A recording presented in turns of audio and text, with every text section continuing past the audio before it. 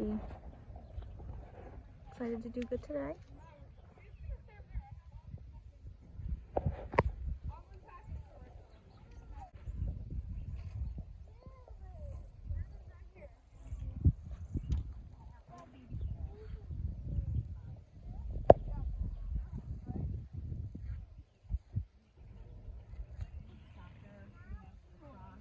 Little girly.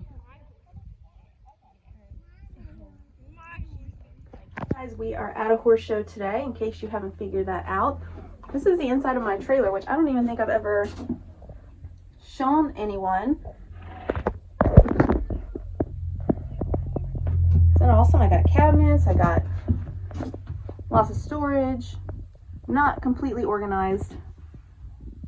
I got to get a little bit more organized, but we have some nice space to work with. We are at this show today. This is the first show for NBHA of the season up here. So this is the first time since World Finals we're going to be out and about and going to be running and doing things. To talk about fear, because I'm gonna be level with you guys. I'm really nervous about today. I haven't put Whiskey back on the pattern in a while, and it's been months since I rode Cheyenne on the pattern, and you know, like anything, you don't use it, you lose it. So we haven't done this in, you know, a few months, 4 months actually, and that's a long time because you kind of forget and you kind of lose your mojo. And to be honest, I'm nervous and I'm scared and I'm anxious that like something's bad's gonna happen. You know, I had 2 bad falls last year, and that doesn't go away in your head very easily. Like it really makes you realize how quick you can get hurt doing this stuff. I want to talk a little bit about fear today, because I've been doing this for a few years now and I'm still scared. I still get nervous. I still get worry and anxiety and fear when I come out here to do this. Now, has it gotten easier? Yes. I get probably less scared than I used to, but the fear has changed. So like when I started, the fear was more about like, are we good enough? Are we going to embarrass ourselves? Like, can we do this? Can we make a good time? Like, we don't belong here, you know, like imposter syndrome kind of fear. But now we've gotten better and my horses have gotten faster and stronger. So now the fear is like for my physical well-being. Like, I don't want to fall off. I don't want to like get hurt. I don't want, you know, something like that to happen. So I am bringing this up because I don't think the fear ever goes away. It can shift, it can change, it can adjust, but even the people that, you know, do this professionally will still tell you that they have fear and they have nervousness and they have anxiety. When you're doing something like this, that fear doesn't go away. Thinking about that on the drive down here because, you know, as the famous saying goes, courage is not the absence of fear, but rather it is doing something anyway, even though the fear is there. And I look at what I've accomplished with my horses, what I've done with them, what I've been able to do with them, you know, and if fear would have ever stopped me, I would have missed out on all of that. And if I let fear stop me now, what am I potentially missing out on in the future that I don't even know about, or I don't even know what it is or what it looks like, but it's probably something, and I'm probably going to miss out on it if I don't face this fear and pull on my big girl pants and like do this, even though I'm scared anyway. We've talked about on here before, nothing grand ever happens in your comfort zone. Nothing exciting or grand or incredible happens without taking some sort of a risk in life. And when we talk about living life to the fullest and having courage to go after your dreams, that's exactly what it is. It's courage. Because I guarantee you, whatever big dreams you have or things that you want or things that you're questioning in your life or things you want to move forward on, but you just are kind of stuck and having a hard time moving forward on them, fear very likely can be part of the thing that's quicksanding you. And when we talk about like living life and having the courage to live life fully, that's what I mean when I say that. You have to have courage. It's going to be scary. It's going to feel risky. It's going to feel uncomfortable. It's going to feel scary. And you got to have the courage to push through those situations and do it anyway. And on the other side of that courage is where you will find the grander things in life, or the next best version of your life that you're looking for. You can sit and play it safe and take no risks and take no leaps of faith and do nothing that, pushes you outside of where you're comfortable.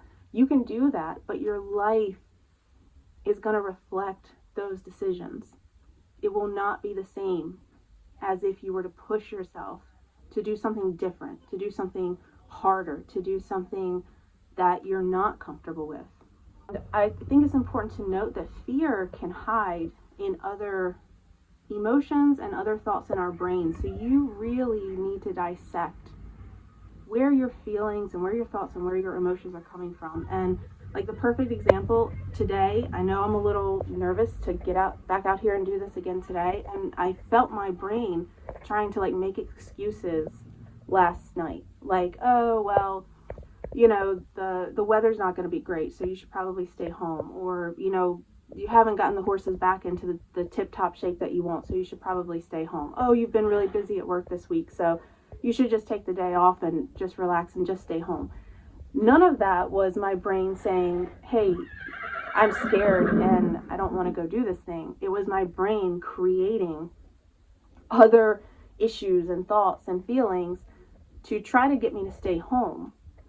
But it was disguising itself as, overthinking all these other elements in life.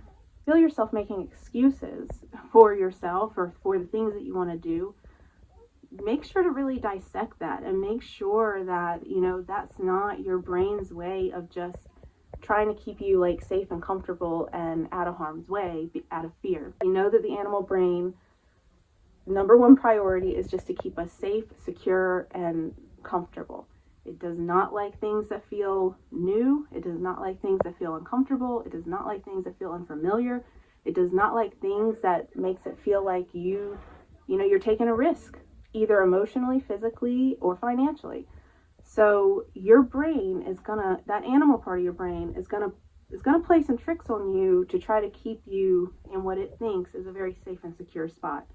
So always be analyzing where those emotions and where those feelings are coming from. Do the exact same thing with flying. I hate to fly. I have such a flying phobia. It's terrible. And I've done a lot of work, to try to combat that. In fact, that was the thing that got me into mental health in the first place, was trying to fix my flying phobia. And then in the process of doing that, I came to realize how much just baseline anxiety issues and sometimes depression issues I had, that I didn't even realize were really there. I thought it was just like normal to live like that, but it's not. But anyway, like the flying phobia is what got me into mental health. And flying is a great concrete example of this, if you can't relate it to horses or anything else, because I have a flying fear and it has impacted things in my life. For example, I can feel myself when somebody brings up a vacation, for example, that I know is going to require flying. I instantly start like making up a ton of excuses in my head about why that trip can't happen or shouldn't happen, or I don't want to take the trip. And it can be anything from like, I can't go with work, or I can't go because of money, or whatever. Like my brain will just completely concoct crazy excuses trying to get me out of a trip that involves flying because I'm scared to fly.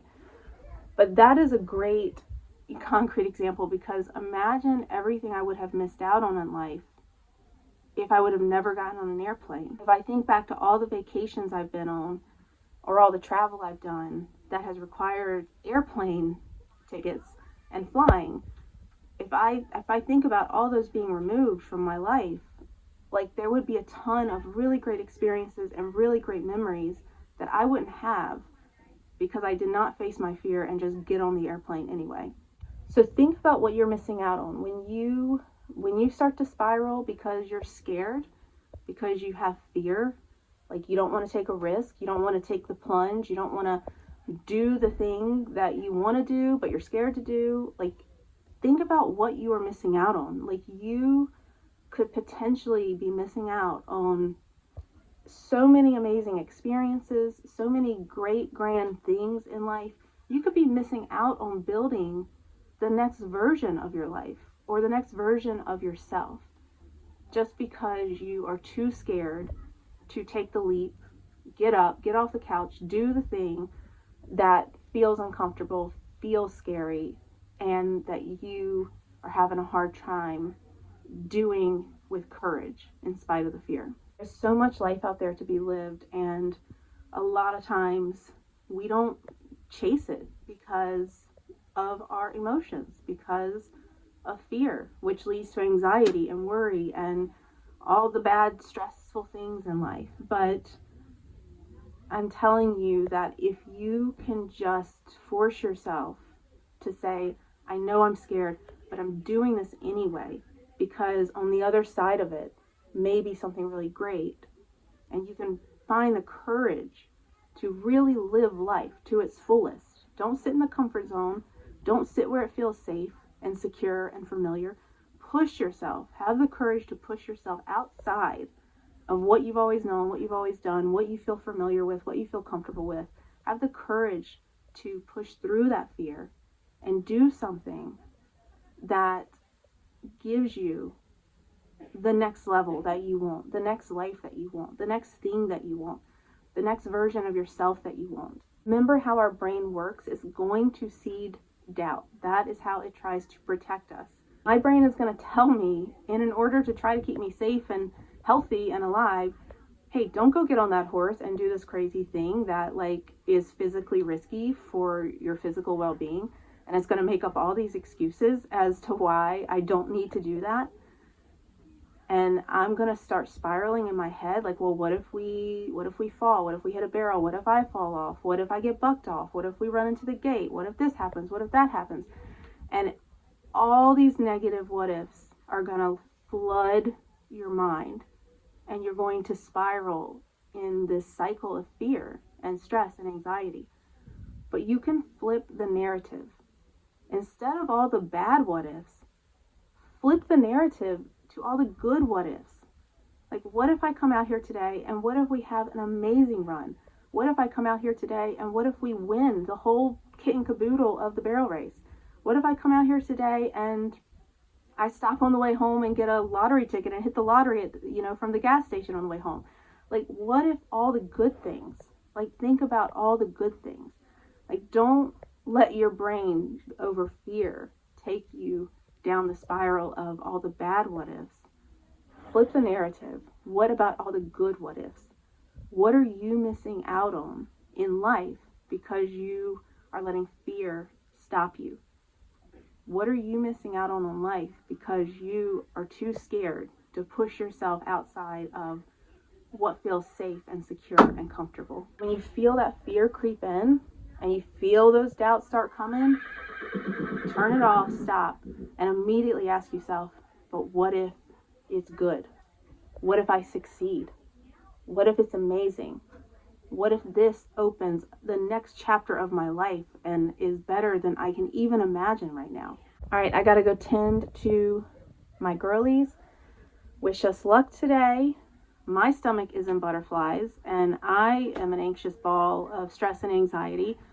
But here I am, I'm doing it. So I challenge you to do the same thing too. And I hope that this speaks to somebody out there. And I hope you guys have a great rest of your day. All right, bye.